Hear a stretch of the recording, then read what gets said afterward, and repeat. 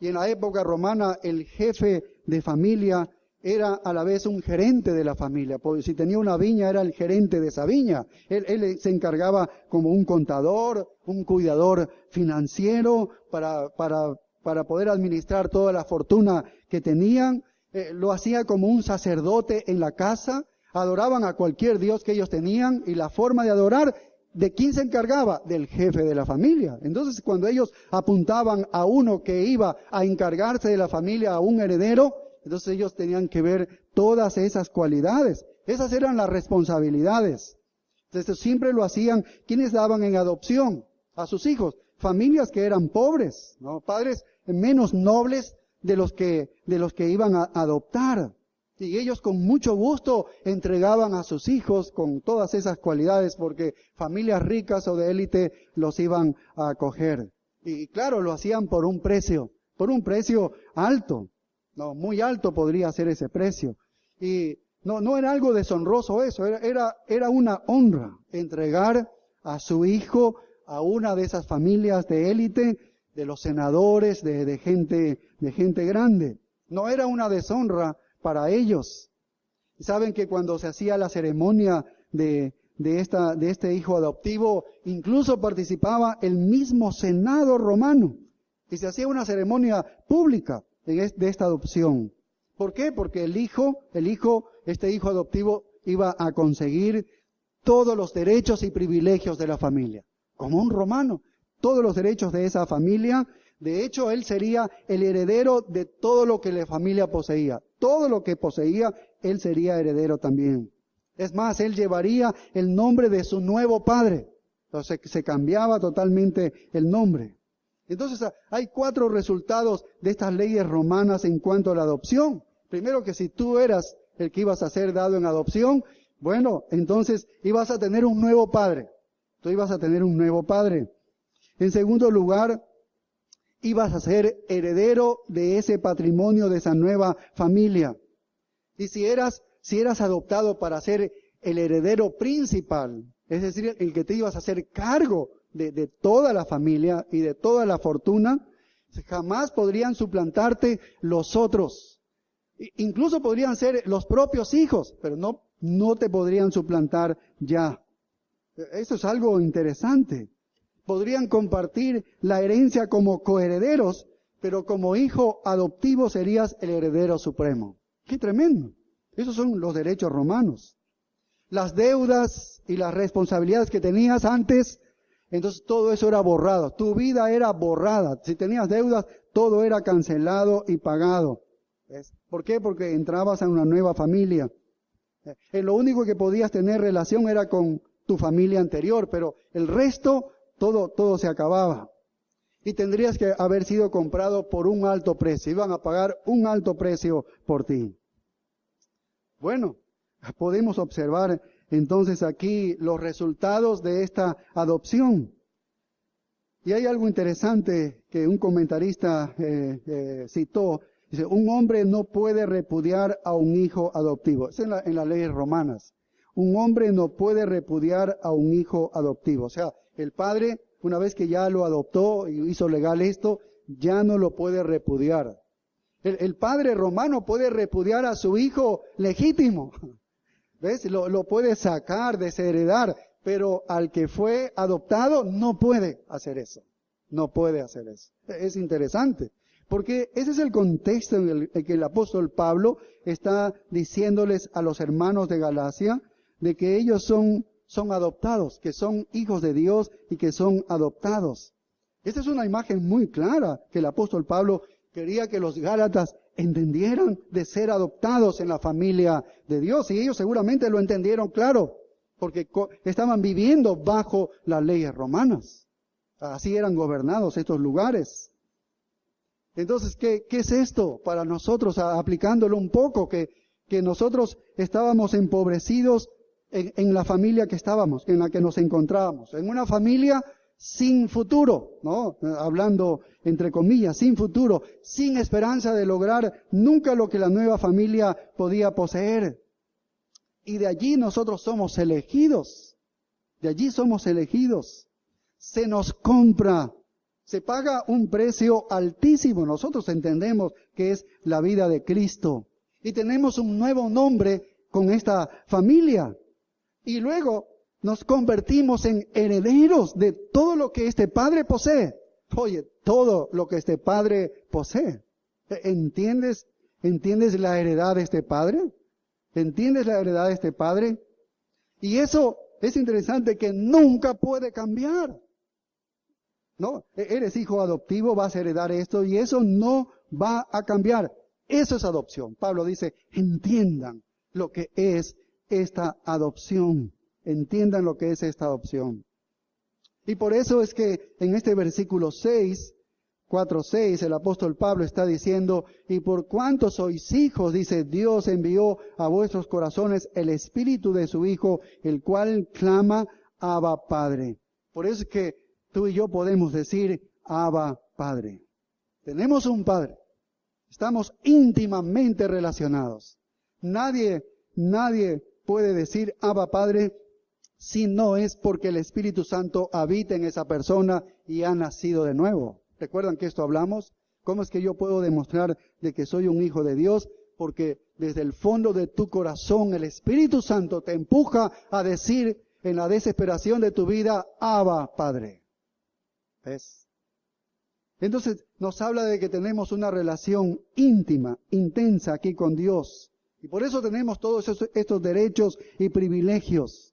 El mismo Señor Jesús en Juan 1:12, Él hablando de aquellos que creyeran en Él, dijo que les daría autoridad para ser hechos hijos de Dios. Les daría el derecho de ser hechos hijos de Dios. Es una posición de autoridad. ¿Por qué? Porque en el reino milenario, tú y yo como hijos de Dios, dentro de la herencia es que vamos a gobernar. En ese tiempo, en el reino del Señor, vamos a reinar con Él sobre este mundo, con Cristo. Eso es parte de la herencia. ¿Ves? Eso es ser adoptados hijos de Dios. En el cielo nos sentaremos con Él en su trono. Esas son las promesas de herencia para los hijos. La ceremonia de adopción tenía testigos para validar esta legalidad de la adopción. Nosotros podríamos decir que el testigo que valida, que confirma nuestra herencia de ser hijos adoptados, es el Espíritu Santo. Es Él. Es lo que dice aquí el texto. Es el Espíritu Santo quien pone en tu corazón de que le llames Padre, Abba Padre, Papá, Padre, Padre. Qué interesante, ¿no? Qué interesante la promesa que nos hace Dios. Esta herencia es una herencia que no la puedes perder. Por eso es una herencia segura. Entonces, una vez que hemos visto la realización de esta herencia, ahora vamos a ver la consumación de esta herencia, ¿no? Cómo se consuma esta filiación de ser adoptados hijos. Mira el versículo 7. Estamos en Gálatas capítulo 4, verso 7. Dice, así que ya no eres un esclavo, sino hijo, y si hijo, también heredero de Dios por medio de Cristo. Esa es la consumación. Es que lo primero que comienzas es que ya no eres un esclavo, sino que ahora pasas a ser un hijo de Dios. Así es como se comienza a consumar esta filiación, esta adopción de ser nosotros hechos hijos de Dios. Y saben ustedes que en el tiempo de los romanos podían ser adoptados, los esclavos podían ser adoptados. No solamente los romanos, sino los esclavos podían ser ellos adoptados. Muchos de estos esclavos fueron altamente educados.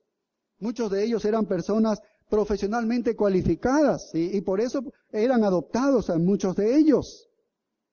Y eso es lo que nos está diciendo aquí. Dice, así que ya no eres esclavo, dice, sino hijo. Y si hijo, dice, también heredero de Dios por medio de Cristo. Y el punto de adopción era dar el patrimonio a ese hijo adoptivo. Ese es el punto. Por eso dice, y si hijo, dice también heredero. Porque si tú eres hijo, entonces vas a heredar todo lo que tiene el Padre. Ese es el punto aquí que quiere señalar el apóstol Pablo. De que no solamente eres un hijo, ya eres parte de la familia de Dios, sino es que vas a heredar todo lo que tiene esa familia. Todo lo que tiene el Padre, todo lo que posee el Padre. Ese es el punto aquí del apóstol Pablo para señalar esto, la consumación de esta filiación que nos lleva a una herencia para los hijos de Dios. Creo que podemos pensar nosotros en nuestra salvación y cómo nos escogió desde antes de la fundación del mundo. ¿Para hacer qué? Herederos de todo lo que Él posee, de todo lo que Dios posee. Esta es la naturaleza grandiosa de la gracia y el amor de Dios. Es algo que nos asombra en verdad. Si nos ponemos nosotros a pensar un poco sobre esta adopción y esta heredad que se nos da como hijos adoptados. Y claro, qué trivialidad cuando nosotros escuchamos a tantos predicadores el día de hoy que comienzan a señalar que Jesús quiere que tengas un carro, Jesús quiere que tengas una casa. Oye, qué trivial que es esto ante la heredad que nosotros tenemos delante de Dios. Primero que es una mentira lo que está diciendo estos predicadores. Esta es una tierra inútil en comparación con la heredad que se nos va a dar a nosotros. ¿Entiendes? ¿Entiendes la gran diferencia? ¿Qué es lo que Dios posee en gloria? Eso es lo más importante. Eso es lo más importante. Lo que Él tiene en su reino, en su presencia eterna. ¿Qué importa el tipo de vehículo en el cual yo me estoy desplazando? ¿Qué importa el lugar donde vivo o la casa que yo tengo ante esta gloria que está ante mí? Oye, no es nada, ¿entiendes? No es nada. Esa es la herencia que se nos da. Y el punto de todo es que es la elección que hace Dios. Pero es Él lo hace porque Él quiere. Y por medio del poder de Dios nos hemos convertido nosotros en herederos. Así que Dios Padre nos ha escogido y nos ha llevado a esta madurez, nos sacó de allí donde estábamos en esa esclavitud, en la falsa religión, y nos ha llevado a la madurez que es Cristo. Ha pagado el precio de la sangre de Cristo, nos ha hecho hijos y ahora nos ha dado la herencia. ¿Todo lo ha hecho por qué? ¿Porque tienes la cara bonita? No, sabemos. Es por amor y gracia. No lo merecemos en verdad. Y mira unos textos y te invito a abrir tu Biblia aquí en Romanos, capítulo 8 y el versículo 15. Romanos, capítulo 8 y el versículo 15. Mira lo que dice. Pues no habéis recibido el espíritu de esclavitud para estar otra vez en temor. Mira, sino que habéis recibido, ¿qué? El espíritu de adopción. Aquí está haciendo alusión justamente a que somos hijos adoptados, el espíritu de adopción por el cual clamamos Abba Padre. Ya sabemos que este es el Espíritu Santo. Gálatas nos está diciendo lo mismo. Abba Padre. Y mira lo que dice aquí el versículo 16. El Espíritu mismo da testimonio a nuestro espíritu ¿de qué? De que somos hijos de Dios. Y mira el verso 17. Y si hijos, lo mismo que dice Gálatas, también ¿qué? Herederos. Como hijos eres heredero. Herederos de Dios y coherederos con Cristo. ¿Qué significa esto de ser nosotros herederos que estamos mencionando aquí? Significa que se hereda todo lo que Dios posee. Todo lo que Dios posee. Todo será nuestro en la gloria del cielo. Seremos compañeros herederos con Cristo. Nuestra herencia es la misma herencia que tiene Cristo. Eso es lo que vamos a ser, coherederos con Él. A esa altura nos lleva el Padre, ¿ves? Y es decir que somos herederos de todo lo que Dios posee. Y tal vez tú digas, por las tribulaciones que vives y por los problemas en los que te encuentras el día de hoy, tú digas, oye, pero la vida es dura. Yo no me siento como un heredero de todo lo que Dios tiene. Yo no me estoy sintiendo así. Pero mira lo que sigue diciendo el verso 17. Si es que padecemos juntamente con Él, para que juntamente con Él seamos glorificados. Y mira el verso 18. Pues tengo por cierto que las aflicciones del tiempo presente no son comparables con la gloria venidera que en nosotros ha de manifestarse. Entonces, levanta los ojos. Fija tus ojos donde deben estar centrados. Eso es lo que está diciendo Pablo. Pon el enfoque en las cosas que debes tener. No en las cosas de la tierra, en las cosas de arriba, en las cosas de arriba. El sufrimiento en esta tierra no es digno de ser comparado con la gloria venidera, que es la herencia que tú y yo estamos esperando. ¿Entiendes? Tú dices, pero yo no sé si voy a conseguir esto. ¿Cómo sé que voy a recibirlos a esto? ¿Cómo sé que voy a recibir? Mi vida está pendiendo aquí en un hilo. ¿Cómo sé que voy a recibir esto? Bueno, mira el verso 28, lo conoces de memoria. Y sabemos que a los que aman a Dios, ¿qué cosas? Todas las cosas ayudan a bien. Esto es a los que conforme a su propósito son llamados. Son llamados. Vamos a tener muchos hermanos allá. ¿Cuántos hermanos? Verso 29 dice, porque a los que antes conoció también los predestinó, para que fuesen hechos conforme a la imagen de su Hijo, para que Él sea el primogénito entre muchos hermanos. Y a los que predestinó, a estos también llamó, y a los que llamó, a estos también justificó, y a los que justificó, y mira, esa es la herencia, a esos también glorificó. Así que Él, desde la predestinación, desde allá, desde cuando te conoció, hasta la glorificación, es una obra que hace Dios. Es una obra que hace Dios. Esa es la garantía de la herencia, que es segura. No es algo, una herencia que la puedes perder. ¿Alguien puede derrocarte? ¿Alguien puede allí derrocarte? ¿Alguien puede hacer algo? Verso 31, ¿qué dice? ¿Qué pues diremos a esto? Si Dios es por nosotros, pues, ¿quién contra nosotros? ¿Quién contra nosotros? ¿Cuál es tu herencia? ¿Qué es tu herencia? Bueno, mira el versículo 32. El que no escatimó ni a su propio Hijo, sino que lo entregó por todos nosotros. Si entregó a su Hijo por todos nosotros, dice, ¿cómo no nos dará también con Él qué cosas? Todas las cosas. Esa es la herencia. Todas las cosas de Dios. Todas las cosas que Dios posee. Esa es la herencia. Esa es la gloria en el cielo. Si alguien te acusa de pecado, ¿puede evitar esta herencia? ¿Puede evitar esta herencia porque tienes alguna acusación? Verso 33. ¿Quién acusará a los escogidos de Dios?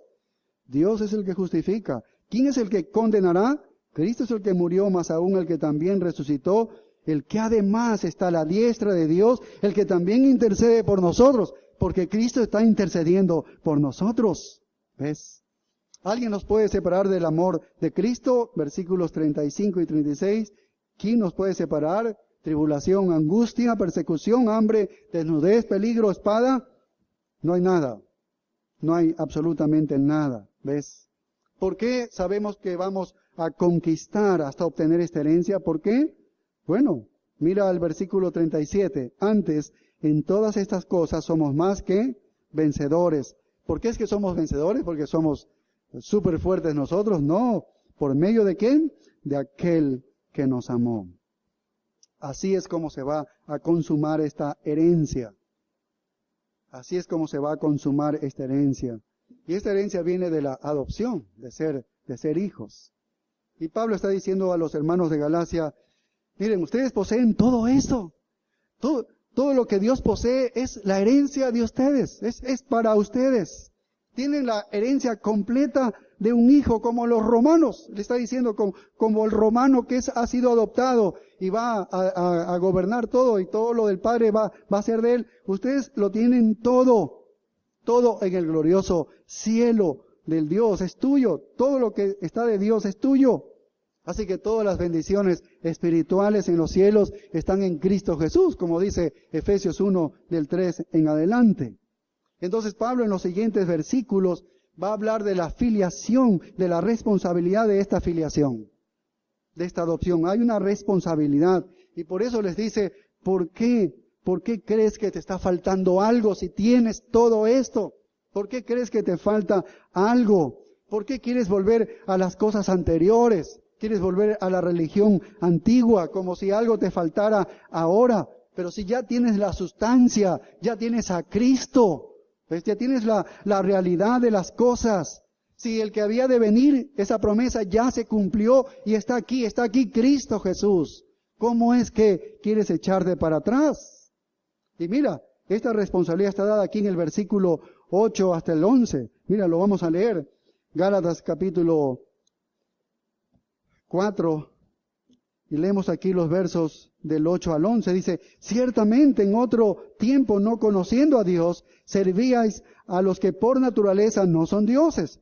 Mas ahora, conociendo a Dios, o más bien siendo conocidos por Dios, ¿cómo es que os volvéis de nuevo a los débiles y pobres rudimentos a los cuales os queréis volver a esclavizar? Guardáis los días, los meses, los tiempos y los años. Dice, mira lo que termina diciendo Pablo, dice, me temo de vosotros que haya trabajado en vano con vosotros. Y Pablo dice, hay una responsabilidad, porque toda adopción, aún en el Imperio Romano, traía una responsabilidad. Necesitabas tú ser leal a ese nuevo padre. Necesitabas ser tú grato con ese nuevo padre, porque en gracia te dio, te adoptó a ti. ¿Ves? Necesitabas mostrarle amor a ese nuevo padre. Mostrar aprecio por la herencia que se te ha dado, que se te ha abierto y se te ha concedido. Eso es una responsabilidad.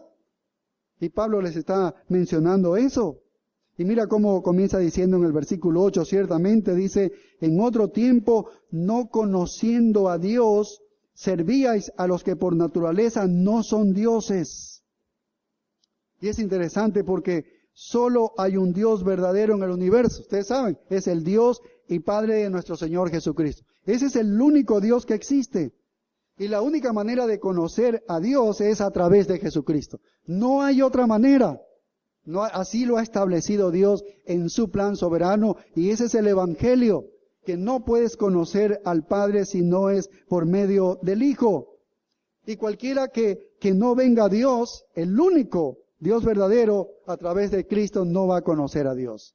No lo conoce a Dios. Por eso es que cualquier persona en otra religión que no tiene el Evangelio verdadero, nunca conoce a Dios. No, pero es que mira cómo es que es bueno que no. Oye, no conoce a Dios. Porque así lo ha establecido Dios, que la manera de conocerlo solo es a través de Jesucristo, la fe en Él. La gente hoy en día habla que conoce a Dios, pero la realidad ¿cuál es? ¿Qué dice la Biblia? La Biblia dice, no conocen a Dios. Tienen todo tipo de dioses diferentes la gente de hoy. La mayoría se inventan su propio Dios. Tienen una religión inventada del Dios para ellos. Y ese Dios suplantado es suplantado por los demonios. En realidad las religiones falsas, detrás de toda religión falsa, ¿quién está? Los demonios. Ellos están detrás de eso. Entonces cuando tú te acercas a una religión falsa y haces como que vas a adorar allá, vas a participar allá, estás adorando a un Dios que está detrás de cada religión falsa. Pero todo el mundo religioso, aparte de los cristianos, no conocen a Dios. La gente dice, Dios te bendiga, yo conozco a Dios, yo soy muy religioso, yo soy esto. No conocen a Dios, a menos que hayan llegado a Dios por medio del Señor Jesucristo, en fe en el Señor Jesucristo. Entonces Pablo dice aquí, cuando no conocías a Dios, dice aquí en el versículo 8, dice, en otro tiempo, no conociendo a Dios. ¿Cómo era tu vida y la mía cuando no conocíamos a Dios? ¿Cómo era? ¿Quieres que te lo diga? Avanza de Gálatas a Efesios. Mira el capítulo 4 y el verso 17 y Pablo nos dice ahí cómo era. Y no vas a poder negarla, ¿no? No vamos a poder negar, no, yo no era esto. Pablo dice, esto es revelación de Dios. Efesios 4:17 dice, esto pues digo y requiero en el Señor, que ya no andéis como los otros gentiles que andan ¿en qué? En la vanidad de su mente, teniendo el entendimiento entenebrecido. ¿Sí ves? La mente entenebrecida. Dice, pero yo no he tenido la mente entenebrecida. ¿A quién le creemos? Es Dios hablándonos. Ajenos a la vida de Dios. No, pero si yo rezaba y yo oraba. O sea, ajenos a la vida de Dios por la ignorancia que en ellos hay. ¿Por la qué? Dureza de su corazón. Los cuales después que perdieron toda sensibilidad, se entregaron a la lascivia para cometer con avidez toda clase de impureza. Eso es lo que hace todo hombre sin Cristo, sin Dios. Así era como vivíamos antes. Y Pablo está diciendo, cuando no conocías a Dios, se está refiriendo a esta vida, ¿no? Entonces, y la gente no conoce a Dios en verdad. Pablo dice que nunca van a encontrar a Dios por medio de la mente humana, por medio de la sabiduría humana. Es decir, el hombre con su conocimiento no va a poder conocer a Dios. No lo va a poder conocer. Pablo dice en los Corintios, ¿dónde está el escriba? ¿Dónde está el sabio de este mundo? Dios ha enloquecido la sabiduría del hombre porque no lo va a poder conocer a Dios. Y Romanos 1 dice que conociendo a Dios por medio de las cosas hechas, ¿qué hicieron? No lo adoraron ni lo glorificaron, sino que se inventaron dioses. Y eso es lo que hemos hecho antes de ser cristianos. Nos hemos inventado dioses y dioses de todo. Así que el mundo entero habla de Dios, pero no conoce a Dios. Y quien ellos están pensando que es Dios, no es Dios, es Satanás. Están adorando al trono de Satanás, pero no se dan cuenta las personas. Pero están adorando a Satanás, que es el proveedor de la falsa religión. ¿Y qué sigue diciendo en este versículo 9? Gálatas 4:9 dice, mas ahora conociendo a Dios. Dice, mas ahora conociendo a Dios. ¿Qué significa este conocer? Bueno, no es un conocer así superficial. Esto habla de un conocimiento íntimo, de una relación íntima. Como cuando en Génesis 4:1 dice, conoció a Adán a su mujer Eva, la cual concibió y dio a luz a Caín.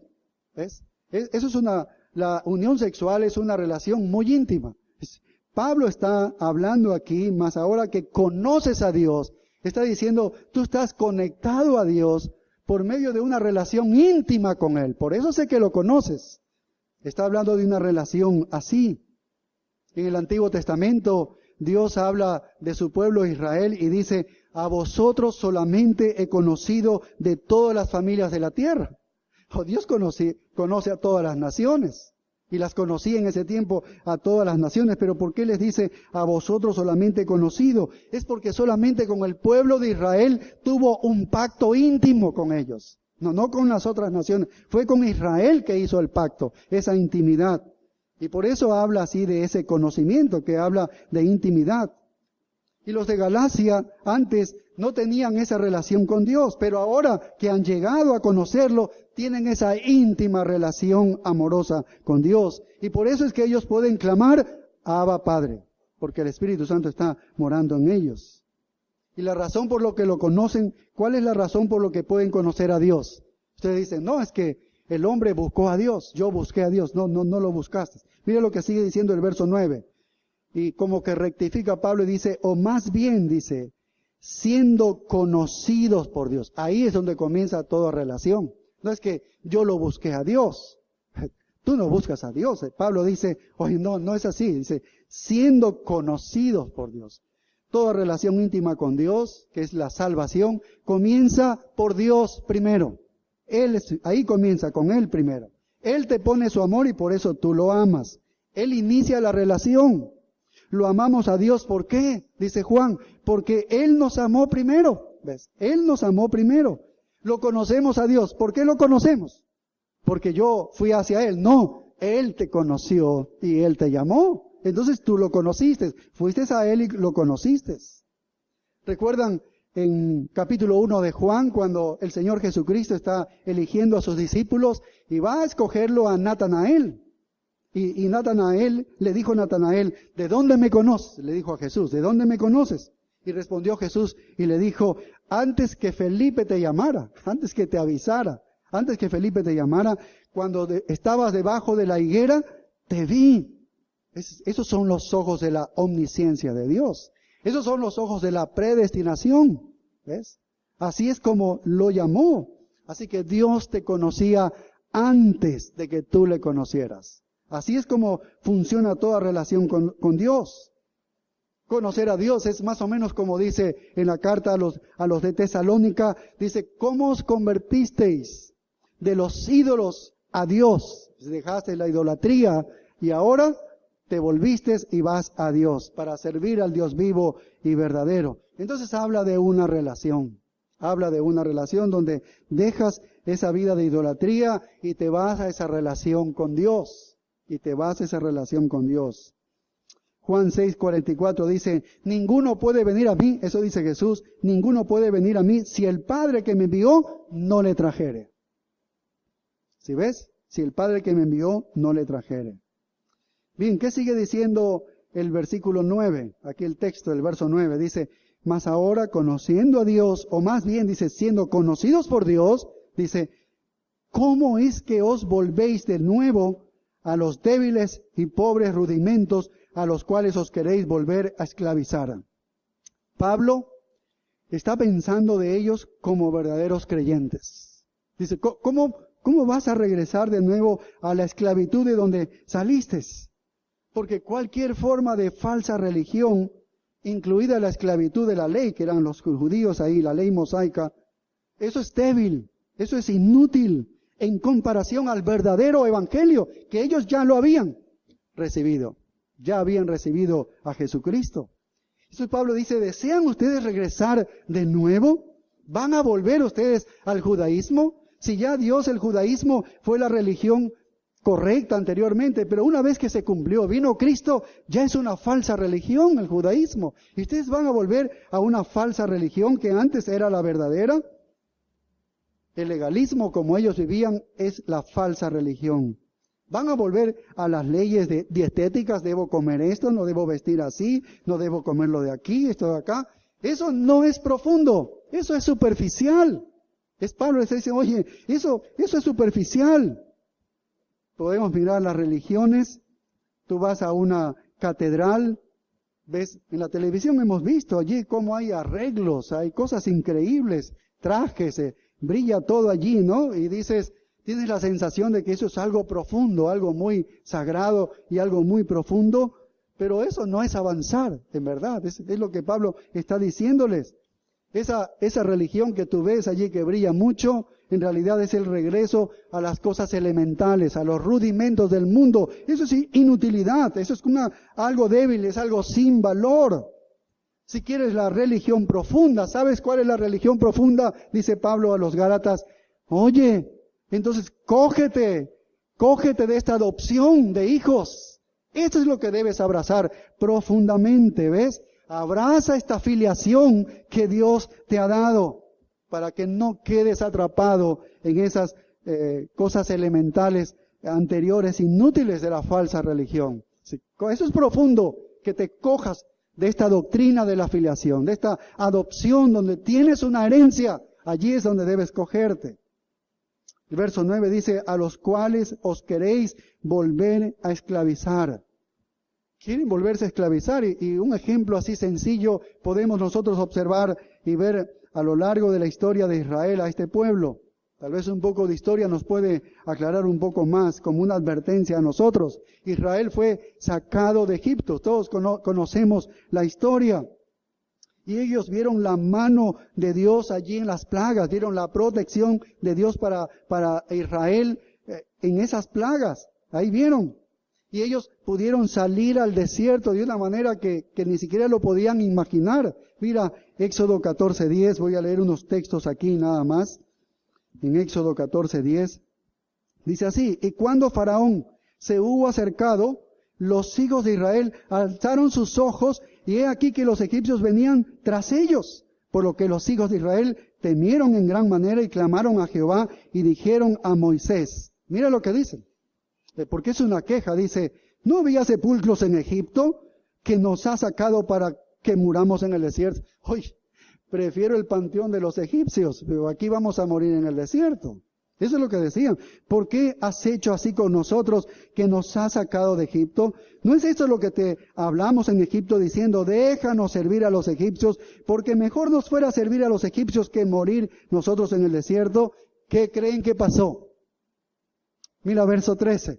Y Moisés dijo al pueblo, no temáis, estad firmes y ved la salvación que Jehová hará hoy con vosotros. Si ustedes saben la historia, se abrió el mar rojo, pasaron en seco hasta el otro lado, fueron libres y cuando pasaban los egipcios se cerraron las aguas y mataron a todos sus enemigos. Y tú y yo decimos, ay, aprendieron la lección, pero Éxodo 16, mira lo que pasa en Éxodo 16:3. Y les decían los hijos de Israel, ojalá hubiéramos muerto por mano de Jehová en la tierra de Egipto cuando nos sentábamos a las ollas de carne, cuando comíamos pan hasta saciarnos, pues no habéis sacado a este desierto para matar de hambre a toda esta multitud. ¿Sabes lo que hizo el Señor ante esta queja? Porque supuestamente estaban muriéndose de hambre. El Señor proporcionó carne y agua, ¿sí? Carne y agua. Y nosotros diríamos, ¿aprendieron la lección ellos? Bueno, vamos a Éxodo 17:3. Así que el pueblo tuvo allí sed y murmuró contra Moisés y dijo, ¿por qué nos hiciste subir de Egipto para matarnos de sed a nosotros, a nuestros hijos y a nuestros ganados? Entonces clamó Moisés a Jehová diciendo, ¿qué haré con este pueblo? De aquí a un poco me apedrearán. Bueno, habían visto milagro tras milagro, incluyendo el que el mar rojo se abriera, agua, alimentos allí creados, y ellos fueron seducidos a regresar a Egipto. Seducidos a regresar a Egipto. Y eso es lo que los judaizantes estaban tratando de decirles a los creyentes de Gálatas, que hicieran eso. Oye, deben volver de lo que el Señor les había rescatado. El Señor les rescató de eso, vuelvan allá. Ese era el judaísmo. Era el judaísmo, deben volver. Es como que nos digan, vuelve a la falsa religión. ¿Qué era específicamente eso? Mira el verso 10, Gálatas 4:10. ¿Qué era específicamente eso? Bueno, ya lo sabemos. Dice, guardáis los días, los meses, los tiempos y los años. Eran las fiestas judaicas. Y regresa a las fiestas, que debes celebrar la Pascua, que debes celebrar el Pentecostés, que debes celebrar el Sabbat, y todo eso, todas las fiestas y todas las cosas. ¿Ves? Pero en el Nuevo Testamento hay algo relacionado de esas cosas con la iglesia, nada, ningún mandamiento, hermanos, ningún mandamiento. ¿Ves? De hecho, Colosenses 2:16, Pablo les dice, por tanto, nadie os juzgue en comida o en bebida, o en cuanto días de fiesta, luna nueva o días de reposo, todo lo cual es sombra de lo que ha de venir, pero el cuerpo, que es la sustancia, es de Cristo. No regresen a eso, dice Pablo, no regresen a eso. Están hechizados, como les ha dicho en el capítulo 1, están hechizados, Gálatas. Y mira, la preocupación de Pablo termina diciendo el verso 11, me temo de vosotros que haya trabajado en vano con vosotros. Y cuando yo leo este verso 11, me temo de vosotros que haya trabajado en vano con vosotros, yo puedo pensar en ese momento en una persona que comenzó a estudiar el Apex, no aquí en Guayaquil, sino en Quito. Comenzó a estudiar el Apex en Quito. En 2 ocasiones vino a las conferencias que hacemos aquí nosotros en agosto, que se llama Pasión por la Verdad. Lo conocí yo a él, personalmente. Era un joven, y él era entusiasmado. Estaba estudiando teología, ¿no? Y tú veías por las redes sociales cómo publicaba la doctrina de la gracia, doctrina reformada. Sabíamos que estaba enseñando a un grupo en una iglesia, él estaba enseñando ahí la palabra de Dios, y de pronto comenzamos a observar por las redes sociales míos que él comenzó a escribir cosas de la Iglesia Católica como la única iglesia que puede interpretar las Escrituras. Y luego hablaba cosas buenas del Papa y cosas así. Entonces llamamos por teléfono para ver qué pasaba y se regresó. Nos dijeron, se regresó. Se regresó al catolicismo. Aquí una persona estuvo como 4 años, aquí entre nosotros. Estuvo 4 años. Bueno, aparentemente se hizo miembro de la iglesia, pero comenzó a faltar los servicios el domingo, algunas ocasiones. Entonces yo le llamé por teléfono y le dije que qué estaba pasando, y él dio algunas respuestas y él dijo que ya iba a venir. Como no venía, un hermano preocupado también le visitó, y cuando lo visita lo encuentra estudiando con los testigos de Jehová, que eran con los que había antes participado. Le encuentra estudiando la Biblia. Entonces el hermano le habla, bueno, hasta el día de hoy viene. Lo que podemos decir es que se regresó, porque después de toda la predicación que pueden haber escuchado y toda la enseñanza que ellos han podido allí oírla, Tal vez podemos entender un poco lo que Pablo dice aquí. Me temo de vosotros que haya trabajado en vano con ustedes. ¿Por qué? Porque se estaban volviendo a las cosas anteriores. ¿Ves? A las cosas anteriores. El Evangelio les había sacado de eso, pero ellos estaban regresando a eso. ¿Cómo es posible, dice Pablo, que quieran regresarse cuando ustedes han abrazado la salvación solo por la fe? Han sido hechos hijos adoptivos de Dios y se les ha prometido una herencia. ¿Cómo es que te puedes regresar? Y tú te estarás preguntando, ¿por qué se regresa? ¿Qué pasa con el que se regresó? Entonces, primera de Juan 2:19 dice, salieron de nosotros, pero no eran de nosotros, porque si hubiesen sido de nosotros, habrían permanecido con nosotros, pero salieron para que se manifestase que no todos son de nosotros. Y Juan 8:31, si permaneciereis en mi palabra, dice, seréis verdaderamente mis discípulos. La teología de la filiación, la teología de la adopción es realmente el Evangelio. Ese es el Evangelio, hermanos. Ese es el Evangelio. Antes de la salvación no conocíamos a Dios. Éramos parte de la familia del diablo. Tú y yo pertenecíamos al diablo. Si tú estás aquí y no eres salvo, tu familia es el diablo. Tu padre es el diablo. Eso es lo que dice el Señor. Tu padre es el diablo. Pero nosotros nos disfrazábamos en esa religión que nosotros teníamos, como si estábamos bien espiritualmente, pero éramos inútiles. Estábamos débiles en esa condición espiritual. Estábamos en esclavitud, en cautiverio. Pero en la salvación, Dios, que te escogió antes de la fundación del mundo, que te predestinó conforme a la imagen de su Hijo, ¿qué hace? Él te conocía ya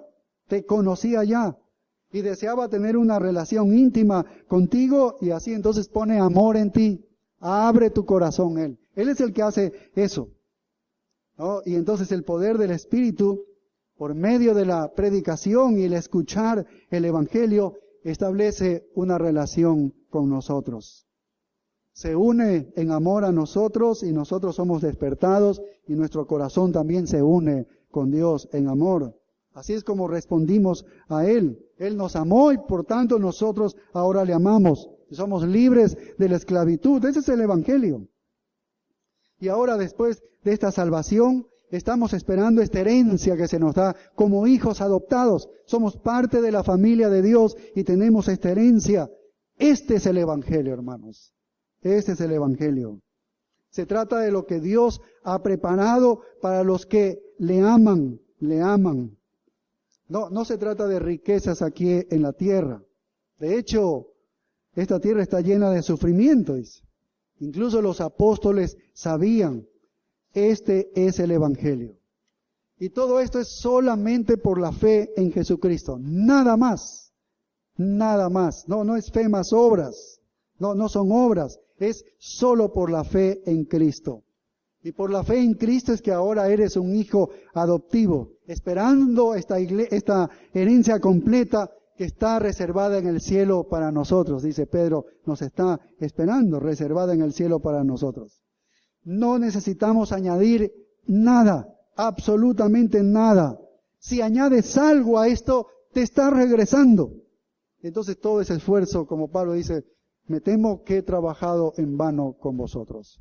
Pero Pablo está hablando a gente que había sido salvada, que iba a reaccionar, que iba a dejar eso, no se iban a regresar a la antigua religión, donde todas las deudas anteriores habían sido canceladas, pagadas por Cristo en la cruz del Calvario.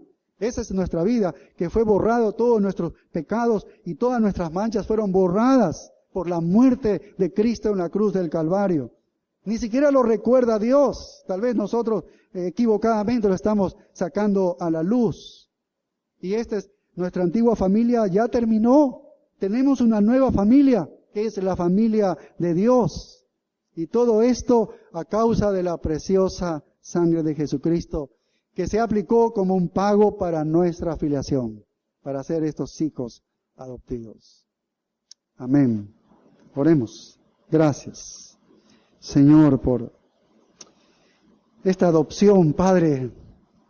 tan inigualable, tan asombrosa para nosotros, que nos haces herederos de todo lo que posees. Es que ni siquiera nos podemos imaginar lo riquísimo que eres tú, lo que ni siquiera podemos cuantificar, todo lo que tienes en el cielo. Lo único que entendemos ahora es que todo lo que está en el cielo, toda esa gloria, la estamos heredando nosotros, cada uno de nosotros. Oh Padre, ayúdanos a entender esta adopción, esto de ser hechos hijos tuyos, Señor.